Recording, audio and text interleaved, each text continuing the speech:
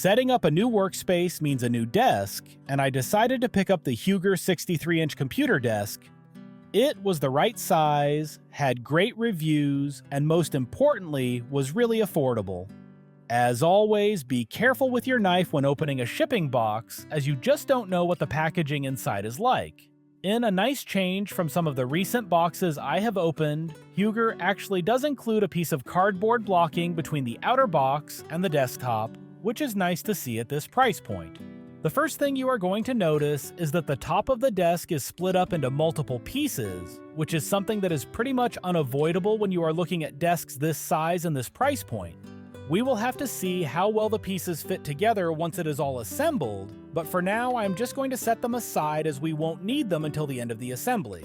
Next up are the two small angled pieces that will go in the front corners of the desk, along with the bag of assembly hardware. After that, we are going to remove several pieces of the packing foam that they have used to keep everything safe in shipping, followed by one of the pair of legs that will hold the whole thing up.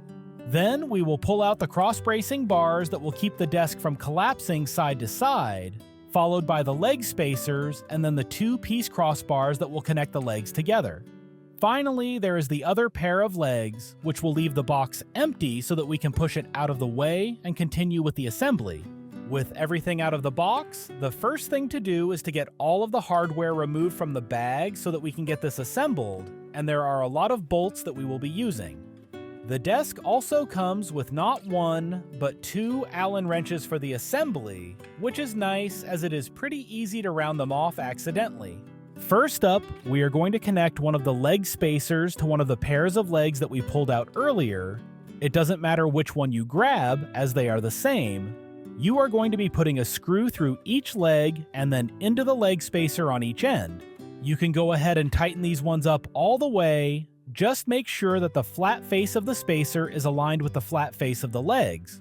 Once you have those two bolts tightened up, grab two of the feet that were in the hardware bag and screw them into the ends of the feet.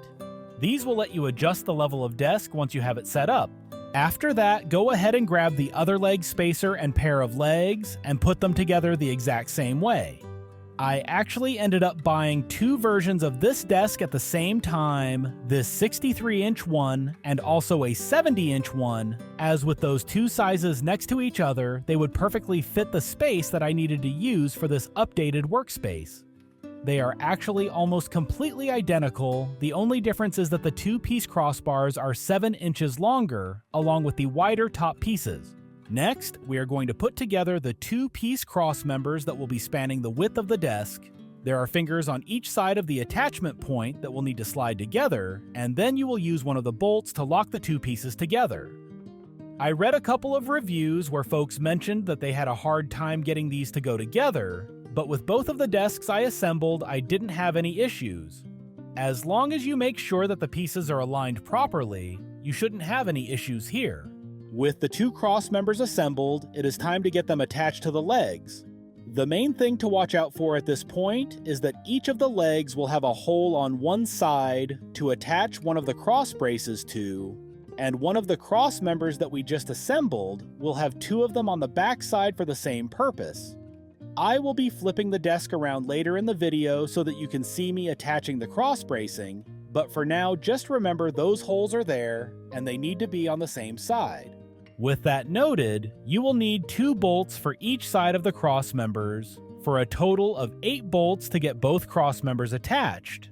With all of these, you shouldn't tighten them down all of the way until you have all of them at least started. Like when we attach the leg spacers to the legs, you want to make sure that the faces of the cross members are aligned with the faces of the legs so that they get tightened down straight. Once these bolts are all tightened up, it is time to get the top put on here. There are 2 smaller end pieces and a single larger centerpiece. Grab one of the smaller end pieces, it doesn't matter which one as either will work, but pick one and set it at one end of the desk. Loosely put a couple of the attachment bolts in through the bottom into the top piece, but leave them very loose until we have all 3 sections placed on the desk frame. Once you have the first section in place, grab 3 of the wood dowels that were in the hardware bag and slide them into the holes on the side of the top section that will connect to the middle section. These will make sure that the sections are aligned and that they will remain that way. After that, grab the larger center section and set it on top of the desk framework. Once you have the alignment holes on its side next to the wooden dowels we just inserted, you can slide it over and into place. Grab the last 3 wooden dowels and then slide them into the other side of the center section. This will let you get the final section of the top aligned and also slid into place. Once you are pretty sure that you have the top sections aligned properly, it is time to get the rest of the bolts started that will hold it securely in place. Now that all 3 of the top sections are in place, it is time to slide in under the desk and get all of the bolts started that will secure the cross members to the top sections of the desk. As per usual, make sure to leave them all loose as it will make it easier to get them all started before tightening them all down. The reason that both the cross members and the desktop itself come in several pieces is that it allows the company to fit the entire desk into a smaller box, which saves them a considerable amount of money on shipping. If you have ever had to pay to ship something that is in an odd-shaped box as the dimensions of a package increase, the cost to ship can go up surprisingly quickly. While I would have preferred to have bought something that came with a solid single-piece top, the cost savings were too good to pass up, and I think that these will work out just fine for what I'm going to be using them for. It will take a bit of time to get all of the bolts started, but they should go in pretty easily, and with both of the desks that I set up, all of the holes were properly aligned with the top, so I was quickly able to get them all started.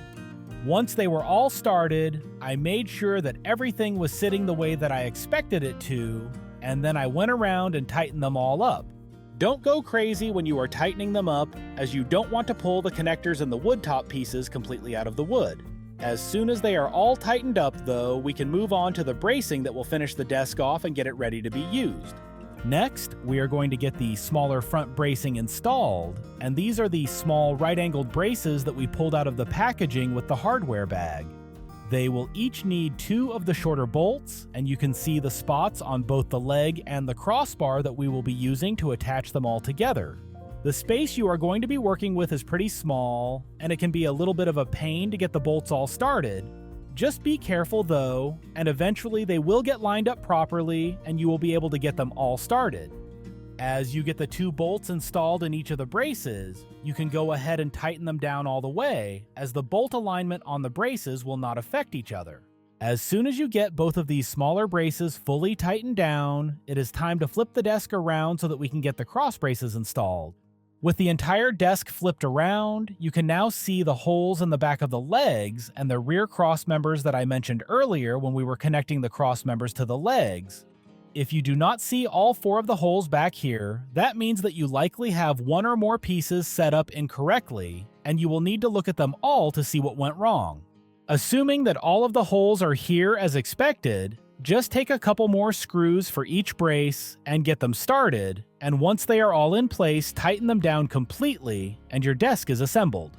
I have been using these desks for a couple of weeks now, and they have worked out really great so far.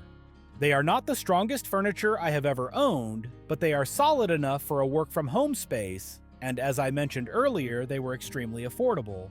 Looking on Amazon now, it looks like the 63-inch version is still sitting at $110, while the 70-inch version is still $140. If you are looking to pick up a very affordable workspace for yourself, I will leave Amazon Associates links to both desks in the description down below.